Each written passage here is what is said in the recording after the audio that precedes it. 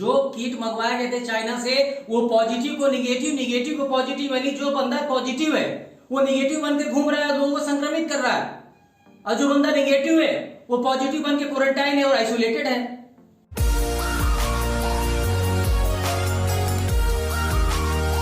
नमस्कार दोस्तों, मैं हूं प्रकाश शाह, आपका गाइड से आप सबका स्वागत करता हूं। जैसा कि आप सबको पता है कि हमारे देश भारत में लॉकडाउन 3.0 का प्रारंभ कर चुका, यानी कि जब यह तीसरा चरण है लॉकडाउन का पूरे देश में, जिसके लिए एक बहुत बड़ा एक आयोजन की तरह से इन्होंने एक काम किया, जो सरकार मौजूदा सरकार है, कि जो स्वास्थ्य कर्मी है उनके ऊपर फूल बरसाया जा रहा है, वो भी हेलीकॉप्टर से, M70 से, यानी जो कार्स है, फाइटर प्लेन्स हैं, उनसे भी। तो कहीं ना कहीं एक सवाल ये उठता है कि क्या ये जरूरत है? जैसा कि आप सबको पता है कि उत्तर प्रदेश और महाराष्ट्र बॉर्डर से कई हजारों मजदूर फंसे हुए हैं, जिनको 2 वक्त का जो भर पेट का खाना होता है वो भी नसीब नहीं हो पा रहा है। ऐसे में क्या यह गतिविधि उचित है? क्या देश के जो टैक्स पेयर है, जो एक एक पैसा टैक्स देते हैं, उनके टैक्स पेयर के पैसे का क्या यह सदुपयोग हो रहा है? कहीं ना कहीं सवालिया निशान खड़ा होता है।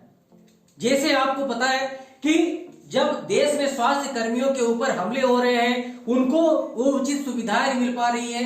दूसरी सबसे बड़ी बात, जो पीपीई किट, जो उनको जीवन रक्षक, जो एक तरह से आवरण होता है, जिसकी आवश्यकता बहुत ही ज्यादा जरूरी है। ऐसे में क्या फूल बरसा करके, उनको प्रोत्साहित करके, क्या वास्तविकता में एक अच्छा काम किया जा रहा है? यह सवालिया निशान होता है। कई हॉस्पिटल में, जैसे दिल्ली के LNJP हॉस्पिटल के पास में, वहां पे भी, और जो हमारे भोपाल, मध्य प्रदेश भोपाल के चिराई हॉस्पिटल के ऊपर भी जो हेलीकॉप्टर चॉपर से जो फूल बरसाए गए, उसमें एक सवाल खड़ा होता है कि क्या प्रदेश सरकार इस चीज के लिए संजीदगी ले रही है? कितने सारे मध्य प्रदेश के ही मजदूर जो अन्य राज्यों में फंसे हैं, अभी तक उनको वापस नहीं लाया जा सका है। जो मध्य प्रदेश में जांच की बात करें, वो अन्य राज्यों की तुलना में बहुत कम है। यानी जो संक्रमितों की जांच, जो कहा जाए कि अभी हम सिर्फ अंधेरे में तीर चला रहे हैं, और अंधेरे में तीर चलाने से क्या होगा, क्या लाभ होगा? सिर्फ और सिर्फ कहीं ना कहीं हम एक चूक करते जा रहे हैं। जरूरत है आज देश को, जो डॉक्टर्स हैं, जो स्वास्थ्य कर्मी हैं, जो हमारे जो कोरोना वॉरियर्स हैं, उनको पीपीई किट देने की, ताकि वो अपनी जिंदगी को बचाने के साथ साथ दूसरों की जिंदगी भी बचाएं। यानी जब वो सेवा में जा रहे हैं तो उनको भी सुरक्षा का सबसे पहला ख्याल सरकार को देना होगा, न कि सिर्फ उन्हें ताली थाली और सिर्फ एक तरह से कहा जाए फूल बरसाने के लिए। जाहिर सी बात है, फूल तो हमारे जो शहीद होते हैं उनके ऊपर भी बरसाए जाते हैं, जिन्होंने अपने देश के लिए अपने प्राण न्यौछावर कर दिए। और उसी तरह से कोरोना वॉरियर्स भी हैं, जो डॉक्टर्स हैं, जो चिकित्सक हैं, जो स्वास्थ्य कर्मी हैं, जो पुलिस कर्मी हैं, जिन्होंने अपने प्राणों की आहुति दे दी इस कोरोना के लिए। लेकिन कैसे वो अपनी सेवा देते देते, अपनी ड्यूटी करते करते कहीं न कहीं उस महामारी से, उस वायरस के चपेट में आ गए। उसके पीछे वजह और कुछ नहीं, उसके पीछे वजह यह है कि उनको जो सुविधाएं चाहिए थे, जो उनको उत्पाद चाहिए था, जो पीपीई किट होता था, वो जो है कि उन्हें नहीं दिया गया। ये सबसे बड़ा सवाल खड़ा करता है। कई जगह में सोशल मीडिया प्लेटफॉर्म से भी देखने को मिलता है कि कई डॉक्टर्स जो पीपीई किट होता है वो 2 से 3 दिन तक चलाते हैं। शर्म करना चाहिए सरकार को इस बात पे लेकर के, कब तक देश के लोगों को आप इसी तरह से गुमराह करते रहोगे? जबकि यहाँ पे मेडिकल रिपोर्ट में भी ये बताया गया है कि जो डॉक्टर्स होते हैं वो एक दिन में 2 पीपीई किट उन्हें इस्तेमाल करना चाहिए। आइए थोड़ा हम जानते हैं पीपीई किट के बारे में कि क्या होता है पीपीई किट। जो पीपीई किट होता है उसमें जो डॉक्टर्स का पूरा एक तरह से, यानी जो स्वास्थ्य कर्मियों के लिए पूरी तरह से हैंड ग्लव्स होता है, उसमें जो कैप होती है, उसमें मास्क होता है, और एक जो पूरे शरीर को ढकने वाला एक तरह से कपड़ा होता है, और सबसे बड़ी चीज पैरों को भी पहनने के लिए जो उसके सूख हो, जो पैरों को कवर करने का कपड़ा होता है, ये सारा एक पीपीई किट में आता है। डॉक्टरों को तो पीपीई किट दे नहीं पा रहे आप, और उन्हें फूल बरसा कर सिर्फ ये चीज दिखाना चाहते हैं कि हम आपके प्रति कितने संजीदगी से ले रहे हैं, आपके प्रति कितने आपके उदार हैं, हम आपके आभार हैं हम।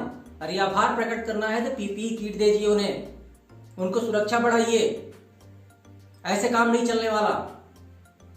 इसको लेकर के अभी हाल ही में कई सारे समाज सेवियों ने भी ट्वीट करना शुरू कर दिया, जिसको लेकर के कहीं ना कहीं ये घटना जो है ट्रोल करती हुई नजर आ रही है।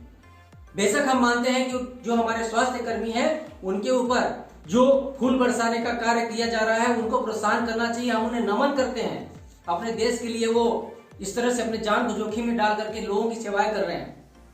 लेकिन सवाल तो सरकार पे उठता है ना, इतने हजारों करोड़ रुपए यदि आपके पास हैं तो आप उसको क्यों नहीं करते, क्यों नहीं दे रहे हो? ये सवालिया निशान खड़ा करता है। आज देश में कहा जाए तो जो पीपीई किटों की संख्या है, लगभग अभी देश में लगभग 1.5 करोड़ पीपीई किटों की आवश्यकता है, और हमारे देश में उत्पादन कितना है? न के बराबर। आपने चीन से आपने आयात करने की बात करी, अभी 5 लाख किट आए तो थे, क्या हुआ उनका? जो किट मंगवाए गए थे चाइना से, वो पॉजिटिव को निगेटिव, निगेटिव को पॉजिटिव, यानी जो बंदा पॉजिटिव है वो निगेटिव बन के घूम रहा है, लोगों को संक्रमित कर रहा है, और जो बंदा निगेटिव है वो पॉजिटिव बन के क्वारंटाइन है और आइसोलेटेड है। ऐसे में हम कैसे मान लें कि चाइना से जो पीपीई किट आ रही है मई और जून तक पूरा इंतजार करना पड़ेगा तब वो कहीं आ पाएगी, और देश में उत्पादन भी बहुत कम है। मेक इन इंडिया कहां गया, स्किल इंडिया कहां गया? क्या सिर्फ सर्टिफिकेशन के लिए बना था ये चीज कि लोगों को, जो बेरोजगार लोग हैं उनको एक सर्टिफिकेट प्रोवाइड करा दिया जाए, दे दिया जाए, हाँ भैया लो आप तो स्किल हो गए और आप जो है कि निकल लो यहां से? इस तरह से चलेगा क्या? देश की जनता इस बात का प्रश्न चिन्ह जरूर खड़ा करेगी। आने वाले समय में ये लॉकडाउन अभी खत्म होता है, ये संक्रमण का काल अभी और लंबा चल सकता है। इसको जरूरत है सुरक्षा की, जो हमारी सुविधाएं हैं उसकी जरूरत है, जो कि देने चाहिए। सवाल दूसरा है, यहाँ पे जो आप कहते हैं अननेसेसरी जो खर्च हो रहे हैं, सरकार जो खर्च कर रही है कई जगह में, कम से कम जो अपने अपने राज्यों के जो लोग मजदूर है जो फंसे हुए हैं, अन्य सीमाओं पे आने के लिए उत्साहित हैं, उनको नहीं आने दिया जा रहा है। कम से कम उनके बारे में भी सोचो कि भूखे हैं वो। इसलिए मेरा सवाल ये बनता है, ये सवाल हम सब का, हम सभी देशवासियों को बनता है कि भूखों को नहीं मिल पा रहा पेट भर खाना, क्या जरूरी है आसमान से फूल बरसाना? स्वास्थ्य कर्मियों ने तो ये नहीं कहा, डॉक्टरों ने तो ये नहीं कहा। ये सवाल कहीं ना कहीं हर व्यक्ति के दिमाग में आना चाहिए। और मैं बता दूं कि देश में इस हालत में भी कई सारे डॉक्टरों की जान गंवा चुके हैं। एक डॉक्टर बमुश्किल कई लाख लोगों के ऊपर एक डॉक्टर होता है देश में, और इतनी आसानी से उसके प्राण निकल जाते हैं। भोपाल में और कई जगह में ऐसे देखने को मामले सामने आए। ये कहीं न कहीं प्रश्न चिन्ह खड़ा करता है। तो सरकार से मैं यही अपील करता हूं कि ऐसे जो गतिविधियां हैं इनको रोकें, बशर्ते कि आप इस चीज को आधुनिक बनाएं, इसको तकनीकी रूप से जोड़ें। आज की आवश्यकताओं की जो मांग है, जो आप मांग है उसकी आपूर्ति करें, न कि छलावे में रहें आप। अभी एक सबसे बड़ी बात आई कि जो नर्सेस के जो संघ हैं, यानी ऑल इंडिया नर्सेस जो फेडरेशन है, उनकी अध्यक्ष अनीता पवार ने भी इस कार्य को सराहा। हम भी सराह रहे, पूरा देश सराह रहा है। लेकिन उन्होंने एक सवाल कहा कि पीपीई किट और आने जाने के लिए जो सेवाओं को विशेष ध्यान देना चाहिए, जो कि एक बहुत बड़ा मुद्दा बना हुआ है। तो सरकार प्लीज अब तो अपनी आंखें खोलो। इस तरह से जो आपके आसपास में जो सलाहकार है, कैसे सलाहकार है कि आपको कैसे सलाह देते जा रहे हैं, आप मानते जा रहे हो। कृपया करके इस चीज को मानो। आज की जनता क्या चाहती है? हमारे देश के बेरोजगार जो नौजवान जो भूखे लोग हैं वो क्या चाह रहे हैं आपसे? सत्ता में है आप ही से चाहेंगे, दूसरे से नहीं चाहेंगे। कब तक आखिर में पाकिस्तान का रोना रोते रहेंगे? कब तक दिखाते रहेंगे मीडिया चैनल पे कि पाकिस्तान में ये हालात है, हमारे देश में कितने बदतर हालात हो रहे हैं? ये चीज को आप तो देखें, इसको सुधारिए।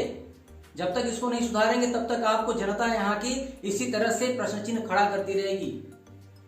तो मेरा ये निवेदन है, हम सबका ये निवेदन है कि जो हमारे डॉक्टर्स हैं, जो स्वास्थ्य कर्मी हैं, उनको पीपीई किट दिलाया जाए। जो हमारे देश में जो जांच की स्तर है इसको बढ़ाया जाए। और एक बात मैं अपील करना चाहता हूँ, अपनी ओर से यदि अच्छा लगे तो इस वीडियो को और ज्यादा शेयर कीजिएगा, ताकि कहीं ना कहीं यह सरकार के पास जाए। साथियों, जैसा कि पता है आपको कि यहाँ पे जो हमारा जिला सिंगरौली जिला है, यहाँ पे लगभग 12 लाख की आबादी होती है, लेकिन अभी तक जांच लगभग सिर्फ और सिर्फ 100 के आसपास में है।